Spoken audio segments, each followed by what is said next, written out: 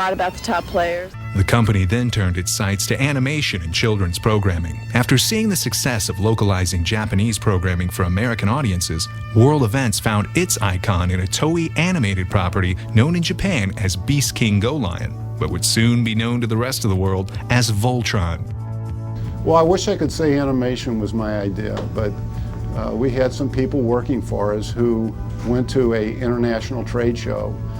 And at the show, there was a few Japanese animation series that were available. They came back with 3 shows. We looked at the series and decided, because they were all robotic, that we were going to put together a trilogy of shows called the Voltron Trilogies.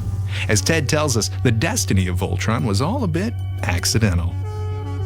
Well, they accidentally, in shipping, sent us a episode of a show called Go Lion, which ultimately became the big success for us in Voltron.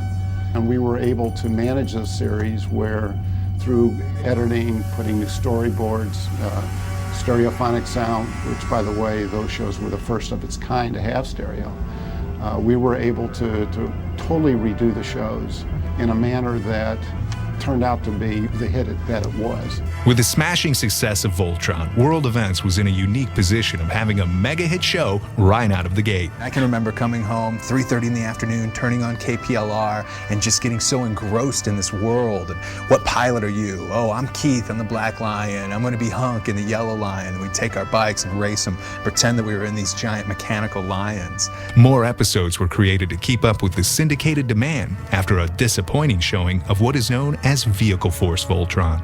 Yeah, I can remember that, coming home and suddenly Vehicle Force Voltron was on. You know, it was a new, more powerful Voltron. And as a kid, you're like, whoa, what happened to my lion friends? Where's my Lance? Where's my Keith? That was a little bit, that was sudden for a kid to take. It was hard to get a handle on all those different characters. You can't forget about your Vehicle Force fans, because there are a lot of them. I've answered hundreds of thousands of emails from Vehicle Force fans just so anxious to see the new DVDs released and to see the upcoming seasons. So I think fans are going to be really happy with what's to come. Fans of Vehicle Force Voltron are in for a real treat. The Voltron Lions were the big hit between the 2 of them. So in order for us to come up with 125 episodes, enough to strip Monday through Friday, we had to remake 26 new episodes very quickly. And so we actually, from scratch, created new lion shows that were done in Korea. While Voltron fever had exploded, World Events looked to the future and how this tiny company with a huge hit could best compete with the big boys of animation production. You know, it was such an unbelievable time for all of us at World Events. We became a global company almost within a 6-month period.